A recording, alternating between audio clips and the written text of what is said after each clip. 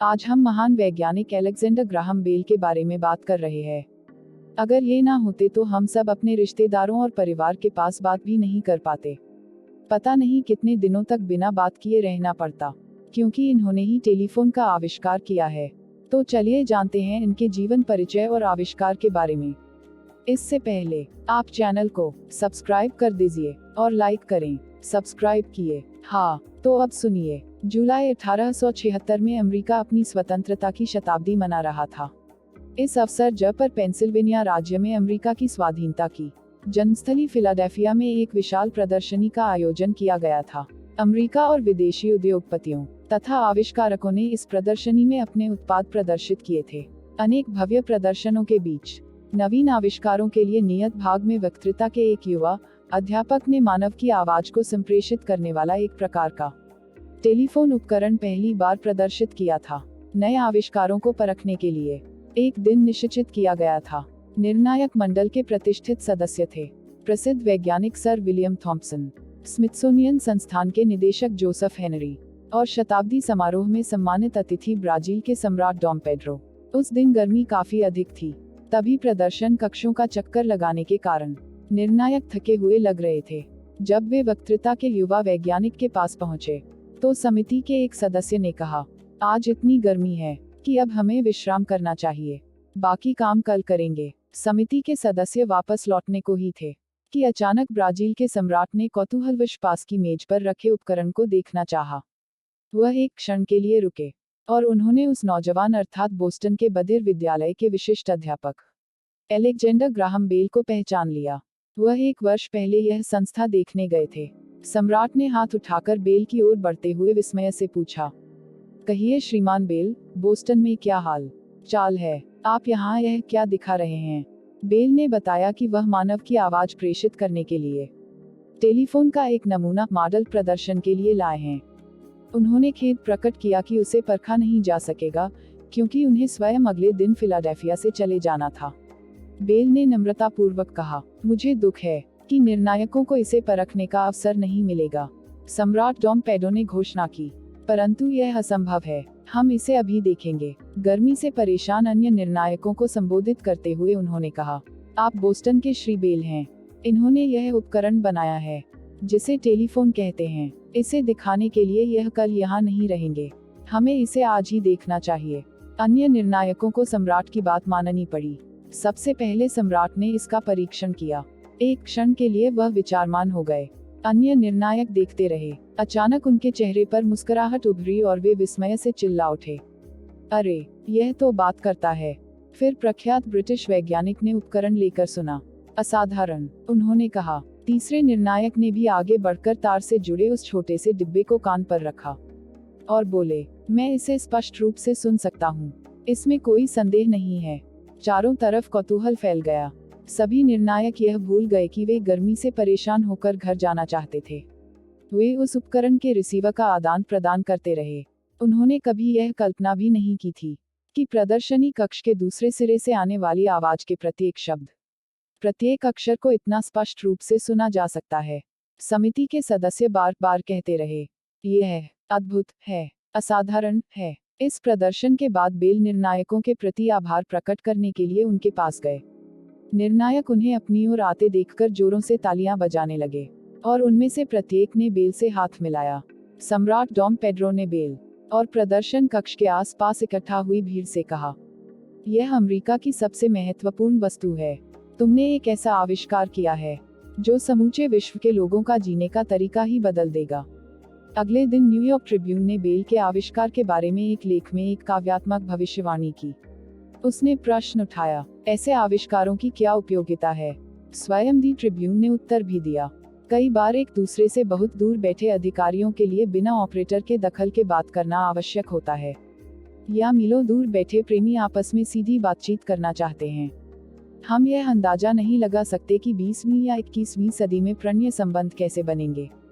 कहा जाता है कि इस उपकरण की मदद से 60 मील लंबे सर्किटों में मनुष्य की आवाज आसानी से पहुंचाई जा सकती है। संगीत भी आसानी से प्रेषित किया जा सकता है। टेलीफोन पर प्रेम गीतों के आदान प्रदान की संभावना के बारे में जरा सोचकर देखिए। फिलाडेल्फिया में अपनी शानदार सफलता से कुछ ही सप्ताह पहले इस गौरवशाली आविष्कारक ने अपना 20वां जन्मदिन मनाया था। एलेक्जेंडर ग्राहम बेल का जन्म 3 मार्च 1847 को स्कॉटलैंड के एडिनबर्ग नगर हुआ था। उनके पिता एलेक्जेंडर मेलविले बेल ने बहरे व्यक्तियों को पढ़ाने के लिए दृश्य वर्णमाला प्रणाली तैयार की थी। ग्राहम की भी इस प्रणाली के विकास में गहरी रुचि थी और स्नातक की उपाधि प्राप्त करने के बाद उन्होंने अपने पिता के सहायक के रूप में कार्य किया। परंतु तभी एक दुर्घटना घटी। 1860 के अंतिम वर्षों में उनके दोनों भाइयों की क्षय रोग से मृत्यु हो गई और ग्राहम के शरीर में भी इस बीमारी के लक्षण प्रकट होने लगे। चिकित्सकों ने इलाज के लिए स्थान बदलने की सलाह दी। उनके पिता ने वक्तृता के अध्यापन का कार्य तुरंत छोड़ दिया। वह अपना मकान बेचकर 1870 में कनाडा चले गए, जहां ग्राहम ने 1 वर्ष तक विश्राम किया। इससे उन्हें बहुत लाभ हुआ। ग्राहम बेल शीघ्र ही स्वस्थ हो गए। उन्होंने महसूस किया, अब अन्य लोगों की तरह मैं भी काम कर सकता और स्वयं धन कमा सकता हूँ। उसके बाद वे मैसाचुसेट्स में बोस्टन चले गए और उन्होंने एक बधिर विद्यालय में अध्यापन शुरू कर दिया। उन्होंने बोस्टन के विद्यालय में दृश्य वर्णमाला की उस प्रणाली का प्रयोग किया, जिसे उनके पिता सफलतापूर्वक इंग्लैंड और कनाडा में आजमा चुके थे। अगले वर्ष बेल ने बोस्टन में स्वर रचना विज्ञान की एक विशेष कक्षा आरंभ की और 1873 से 1877 तक वह बोस्टन विश्वविद्यालय में स्वर रचना विज्ञान के प्रोफेसर रहे। स्वर रचना विज्ञान एक विशेष विज्ञान है, जिसका इस्तेमाल बधिर व्यक्तियों को बोलना सिखाने के लिए किया जाता है। इसी दौरान ग्राहम बेल की भेंट बोस्टन के एक अमीर वकील गार्डिनर ग्रीन हब्बर्ड से हुई, जिनकी पुत्री माबेल 4 वर्ष की अवस्था में जीर्ण ज्वर के कारण बहरी हो गई थी। माबेल बेल की शिष्या बन गई और दोनों में प्रेम हो गया। माबेल की प्रेरणा से ही बेल ने अपने प्रयोग जारी रखे, जिनके परिणामस्वरूप मार्च 1876 में बेल अमेरिका में टेलीफोन पेटेंट करा सके। इसके अगले वर्ष ही दोनों का विवाह हो गया। बेल द्वारा टेलीफोन का आविष्कार एक अध्यापक के रूप में उनके अनुभवों का सतत विकास ही था। बधिरों को पढ़ाने के विशेषज्ञ के रूप में बेल ने मानव के कान की कार्यप्रणाली और स्वर कोशों के कंपन की पूरी जानकारी प्राप्त कर ली थी। बेल जानते थे कि जब वह बोलते हैं तो उनके स्वर की ध्वनि की सीमा के भीतर की प्रत्येक वस्तु स्वर कोशों के कंपन से प्रतिकपित हो जाती है। जब लोग बात करते हैं तो उनके आसपास की पुस्तकें, कुर्सियां, मेजें, दीवारें, चित्र और प्रत्येक वस्तु कंपन करती है। परंतु वे कंपन इतने सूक्ष्म होते हैं कि उन्हें प्रयोगशाला के अति संवेदनशील उपकरणों से ही मापा जा सकता है। इसी सिद्धांत के आधार पर बेल ने निष्कर्ष निकाला कि उनके बोलने से धातु की पतली चकती में भी कान के पर्दे की तरह ही कंपन होगा। वक्ता की आवाज से गतिमान वायुमंडल के सूक्ष्म कण कान के पर्दे की तरह डायफ्राम को भी कंपित कर देंगे। यह कंपन ध्वनि के उतार चढ़ाव और उसकी तेजी के अनुपात में होता है। बेल और उनके सहायक थॉमस ए. वाटसन ने बोस्टन की प्रयोगशाला में प्रयोगों द्वारा सिद्ध किया कि इन कंपनों को विद्युत की सहायता से संप्रेषित किया जा सकता है। जून 1875 में बेल ने अपने सहायक वाटसन से एक छोटे ड्रम के मुंह पर एक पतला डायफ्राम झिल्ली बांधने को कहा और उसके पीछे एक विद्युत चुंबक, एक नर्म लोहे का शंकु जिसके चारों ओर तार लगा होता है, रख दिया। उनका विचार था कि जब उनकी आवाज की तरंगों से डायफ्राम आगे पीछे हिलेगा तो पहले यह चुंबक की ओर खींचेगा और फिर उससे दूर जाएगा। इससे चुंबक पर लिपटे तार में धारा प्रवाहित होने लगेगी। इस धारा की दिशा डायफ्राम के कंपन की दिशा पर निर्भर होगी। इस प्रकार इस तार में धाराएं प्रवाहित होने लगेंगी, जिनकी तीव्रता चुंबकीय डायफ्राम के विभिन्न कंपनों के समान होगी। उनकी आशा के अनुसार ही उस तार और दूसरे उपकरण के विद्युत चुंबक के चारों ओर प्रवाहित होने वाली विद्युत धारा के कारण चुंबक तरंगे ग्रहण करने वाले डायफ्राम को आगे पीछे हिलाने लगा। प्रेषक उपकरण के डायफ्राम के समान कंपन करने वाला यह डायफ्राम बेल की आवाज को दोहराने लगा। अपने प्रयोग की सफलता के प्रति आश्वस्त होकर बेल एक ऐसा उपकरण बनाने के लिए प्रयोग करने लगे जिससे शब्दों को स्पष्ट रूप से संप्रेषित किया जा सके। सन 1876 में प्रायोगिक उपकरण विकसित करने के बाद उन्होंने ट्रांसमीटर का परीक्षण करना चाहा। उन्होंने अपने सहायक से कहा कि वह उनके शयन कक्ष में लाइन के दूसरे सिरे पर पहुंचकर ग्रहण उपकरण रिसीवर को कान से लगाएं। उपकरण स्थापित करते समय बेल ने उसका एक अवयव गलत लगा दिया था, यह सोचकर कि उनका सहायक अभी कमरे के बाहर ही है। उन्होंने आवाज दी, श्रीमान वाटसन इधर आइए, मुझे आपकी आवश्यकता है। वाटसन जल्दी से उनके पास पहुंचकर चिल्ला उठे, श्री बेल, मैंने आपका एक शब्द स्पष्ट सुना है। यह घटना 10 मार्च 1876 को हुई। अब बेल को पूरी तरह से विश्वास हो गया कि तारों के माध्यम से मानव स्वर के संप्रेषण का उनका स्वप्न साकार हो गया है। संक्षेप में, बेल ने टेलीफोन का आविष्कार करने के लिए ऐसी विद्युत तरंगें तैयार की जो बोलने से वायुमंडल में उत्पन्न होने वाली तरंगों के समान थी।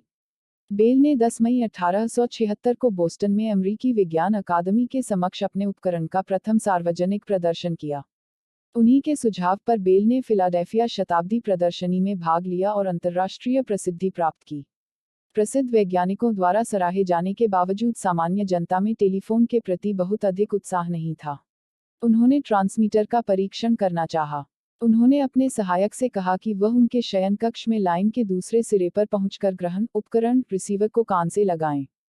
उपकरण स्थापित करते समय बेल ने उसका एक अवयव गलत लगा दिया था। यह सोचकर कि उनका सहायक अभी कमरे के बाहर ही है, उन्होंने आवाज दी, श्रीमान वाटसन इधर आइए। मुझे आपकी आवश्यकता है। वाटसन जल्दी से उनके पास पहुंचकर चिल्ला उठे, श्री बेल, मैंने आपका एक शब्द स्पष्ट सुना है। यह घटना 10 मार्च 1876 को हुई। अब बेल को पूरी तरह से विश्वास हो गया कि तारों के माध्यम से मानव स्वर के संप्रेषण का उनका स्वप्न साकार हो गया है। संक्षेप में, बेल ने टेलीफोन का आविष्कार करने के लिए ऐसी विद्युत तरंगें तैयार की जो बोलने से वायुमंडल में उत्पन्न होने वाली तरंगों के समान थी। बेल ने 10 मई 1876 को बोस्टन में अमेरिकी विज्ञान अकादमी के समक्ष अपने उपकरण का प्रथम सार्वजनिक प्रदर्शन किया। उन्हीं के सुझाव पर बेल ने फिलाडेल्फिया शताब्दी प्रदर्शनी में भाग लिया और अंतर्राष्ट्रीय प्रसिद्धि प्राप्त की। प्रसिद्ध वैज्ञानिकों द्वारा सराहे जाने के बावजूद सामान्य जनता में टेलीफोन के प्रति बहुत अधिक उत्साह नहीं था। टेलीग्राफ कंपनियां अपने व्यापारिक हितों के कारण टेलीफोन को टेलीग्राफ के प्रतिद्वंद्वी के रूप में उभरने नहीं देना चाहती थी। बेल और उनके सहायक ने फैसला किया, हम उनके मन में इस आविष्कार के महत्व की चेतना जागृत करेंगे। अपने नए उपकरण को लोकप्रिय बनाने के लिए दोनों ने अनेक सार्वजनिक प्रदर्शन किए। बेल को विश्वास था कि दूरसंचार माध्यम के रूप में टेलीफोन की उपयोगिता शीघ्र ही सिद्ध हो जाएगी। कुछ समय बाद बेल और उनके सहायक वाटसन ने टेलीग्राफ के तारों के माध्यम से 8 मील तक सफलतापूर्वक स्वर संदेश भेजा और वर्ष के अंत तक वे 143 मील तक अपनी आवाज प्रेषित करने में सफल हो गए। टेलीग्राफ कंपनियों द्वारा टेलीफोन के सार्वजनिक उपयोग को अब भी नकारने पर बेल ने यह कार्य स्वयं करने का फैसला किया। 1877 में बोस्टन के समाचार पत्रों में पहला विज्ञापन प्रकाशित हुआ। विज्ञापन में कहा गया था, अलेक्जेंडर ग्राहम बेल के आविष्कार टेलीफोन के स्वामी 20 मील से कम दूरी पर रखे उपकरणों के माध्यम से बातचीत करने के लिए टेलीफोन लगाने को तैयार हैं। रिहायशी मकानों को जोड़ने वाले 2 टेलीफोन उपकरणों का किराया $20 प्रतिवर्ष और व्यापारिक कार्यों के लिए $40 प्रतिवर्ष रखा गया। इस विज्ञापन की अनुकूल प्रतिक्रिया हुई। जगह जगह टेलीफोन लगवाए जाने लगे। टेलीफोन की बढ़ती हुई मांग से बेल स्तंभित रह गए। इस बढ़ती हुई मांग को दृष्टि में रखकर ही बोस्टन में एक प्रायोगिक टेलीफोन स्विच बोर्ड लगाया गया। ग्राहकों की संख्या बढ़ने पर डायरेक्टरी जारी की गई। टेलीफोन केंद्र शुरू होने के लगभग 1 महीने बाद न्यू हेवन कनेक्टिकट में पहली डायरेक्टरी प्रकाशित की गई। इसमें 50 नामों की सूची थी, परंतु ग्राहकों की बढ़ती हुई संख्या के कारण इसे शीघ्र ही संशोधित करना पड़ा। इसी समय बेल ने अमेरिका में टेलीफोन के राष्ट्रव्यापी विकास के लिए वेस्टर्न यूनियन टेलीफोन कंपनी को आकर्षित करने की कोशिश की, परंतु इस कंपनी ने यह प्रस्ताव यह कहकर ठुकरा दिया कि वह बिजली के इस खिलौने का इस्तेमाल नहीं कर सकती। बेल ने अब इंग्लैंड जाकर टेलीफोन के तीव्र विकास हेतु एक कंपनी शुरू करने में सहायता के लिए अपनी मातृभूमि के व्यापारियों को आकर्षित करने का फैसला किया। सौभाग्यवश जनवरी 1878 में उन्हें महारानी विक्टोरिया के समक्ष अपने आविष्कार का प्रदर्शन करने के लिए आमंत्रित किया गया। बेल के इस उपकरण से प्रभावित होकर महारानी ने राजमहल में 2 टेलीफोन उपकरण लगाने का आदेश दिया। इसके बाद इंग्लैंड में टेलीफोन की मांग बढ़ने लगी और धीरे धीरे यूरोप के अन्य नगरों में भी इसका प्रसार होने लगा। अंततः विदेशों में टेलीफोन की बढ़ती हुई लोकप्रियता का अमेरिका पर भी नाटकीय प्रभाव पड़ा। अब वहां ज्यादा से ज्यादा लोग बेल के इस आविष्कार में दिलचस्पी लेने लगे। व्यापारियों को शीघ्र ही अपने कार्यालयों में टेलीफोन की व्यावहारिक उपयोगिता का एहसास होने लगा। डॉक्टरों और वकीलों ने महसूस किया कि अपने ग्राहकों से संपर्क करने का यह सबसे सुविधाजनक साधन है। बोस्टन तथा अमेरिका के अन्य नगरों में टेलीफोन के खंभे ऐसे बढ़ने लगे जैसे तेजी से बढ़ते हुए जंगल में पेड़। इस बीच बेल और वाटसन ने टेलीफोन सेवा को और अधिक उपयोगी बनाने के लिए उसमें अनेक सुधार किए। लोगों का ध्यान आकर्षित करने के लिए टेलीफोन में थंपर लगाया गया था, जिसके स्थान पर बाद में बजा लगाया गया और शीघ्र ही बजा का स्थान घंटी ने ले लिया। टेलीफोन का रिसीवर हुक अब एक स्विच का काम करने लगा, जिसकी सहायता से रिसीवर उठाते ही केंद्रीय कार्यालय से सीधा संपर्क हो जाता था। बेल का प्रथम टेलीफोन वर्तमान आधुनिक उपकरण से सर्वथा भिन्न था। इस दौरान टेलीफोन के आकार, प्रकार और उसकी यांत्रिक बनावट में लगातार परिवर्तन होते रहे। अपने आविष्कार के केवल 2 वर्षों बाद ही बेल ने अमेरिका के प्रत्येक नगर, कस्बे और गांव को जोड़ने वाली विशाल टेलीफोन व्यवस्था का स्वप्न संजोया। कल्पना से बहुत पहले ही यह स्वप्न साकार हो गया। 1915 में न्यूयॉर्क से सैन फ्रांसिस्को तक की 3004 मील की दूरी में टेलीफोन लाइन बिछाने का काम पूरा हो गया।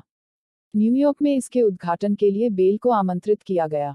उन्होंने जोर दिया कि इस महान अवसर पर उनके सहायक थॉमस वाटसन दूसरे सिरे पर सैन फ्रांसिस्को में मौजूद रहें और उस क्षण बेल ने वही शब्द दोहराए जिन्होंने उनकी कार्यशाला में टेलीफोन को जन्म दिया था, श्रीमान वाटसन इधर आइए, मुझे आपकी आवश्यकता है।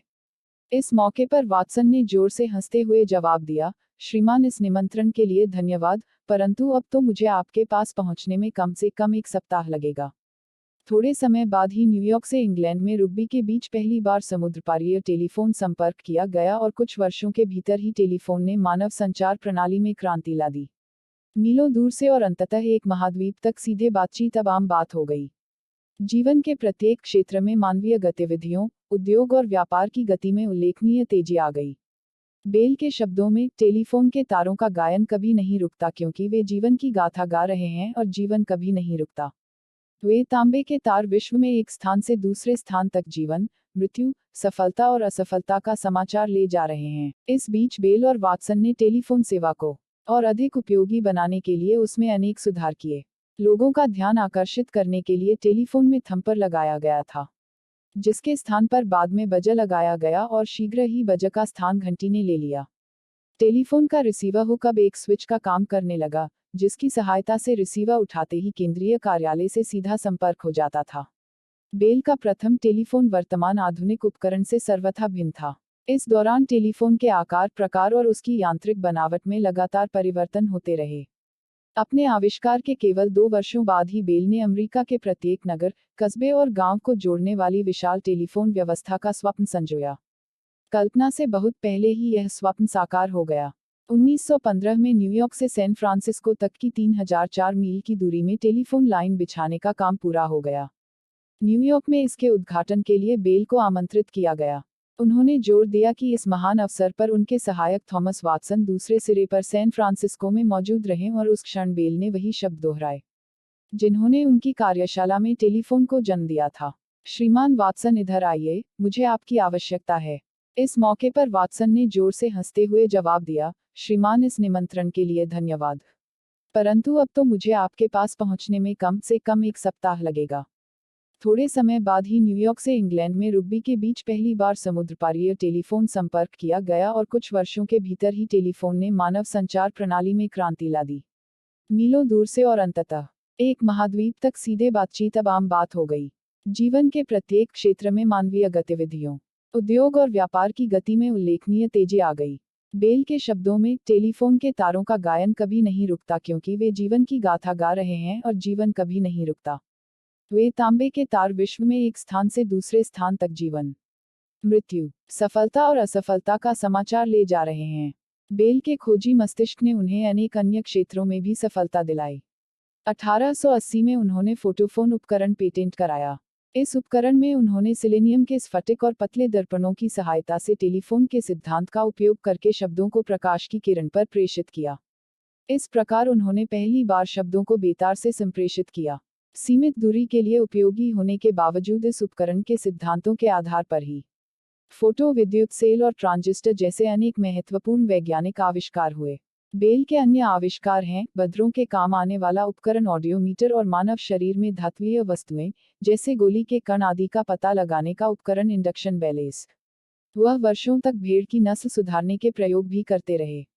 वह ऐसी नस्ल विकसित करने की कोशिश करते रहे जो एक बार में एक से अधिक मेमने पैदा कर सके। स्वर रचना विज्ञान का एक निर्धन संघर्षरत प्रोफेसर अब विश्व का संपन्नतम व्यक्ति बनता जा रहा था। फिर भी उन्होंने बधिरों को पढ़ाने का अपना कार्य जारी रखा, क्योंकि उन्हें विश्वास था कि वह इस क्षेत्र में बहुत अधिक उपयोगी हो सकते हैं। उन्होंने बदरों को बोलना सिखाने को प्रोत्साहन देने के लिए एक अमेरिकी संगठन बनाकर उसे $30,000 की सहायता की।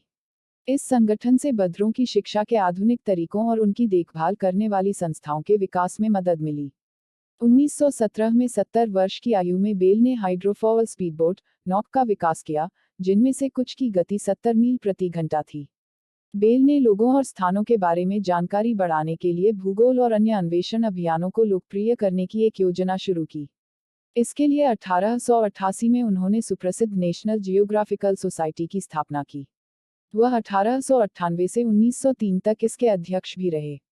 बहरेपन के कारणों और प्रकृति के अध्ययन को बढ़ावा देने के लिए बेल ने साइंस नामक पत्रिका निकाली, जो बाद में American association for advancement of sciences का मुखपत्र बन गई। उन्होंने वाशिंगटन डी.सी. के स्मिथसोनियन संस्थान में खगोल भौतिकी वेधशाला स्थापित करने में भी उदारतापूर्वक सहायता दी। टेलीफोन के आविष्कार द्वारा विश्व में क्रांति उत्पन्न करने वाला यह महान व्यक्ति 2 अगस्त 1922 को संसार से विदा हो गया। उस दिन अमेरिका की सभी टेलीफोन लाइनों ने कुछ क्षण मौन रहकर अपने सृजनहार को श्रद्धांजलि अर्पित की। अमेरिका के सभी भागों को जोड़ने वाली यह टेलीफोन व्यवस्था अलेक्जेंडर ग्राहम बेल की स्मृति में आज भी बेल प्रणाली के नाम से प्रसिद्ध है। मानव जाति को बेल की देन की सबसे अधिक उपयुक्त अभिव्यक्ति युवा वैज्ञानिकों को दिए गए उनके अपने संदेश में हुई है, सदैव दूसरों का अनुसरण करके परंपरागत मार्ग पर मत चलो। कभी कभी पुरानी मान्यताओं को छोड़कर नई दिशाओं में खो जाओ। तुम्हें अवश्य ही कोई ऐसी वस्तु मिलेगी जो तुमने पहले कभी नहीं देखी होगी। निस्संदेह वह बहुत छोटी होगी, परंतु उसकी उपेक्षा मत करो, उसका अनुसरण करो और उसके आसपास खोजो। एक खोज से दूसरी खोज का मार्ग प्रशस्त होगा और इसके पहले कि तुम उसे खोज पाओ, तुमको सोचने के लिए कुछ न कुछ मिलेगा। सब वास्तविक व महान आविष्कार विचारों का ही परिणाम है। उद्धरण चिन्ह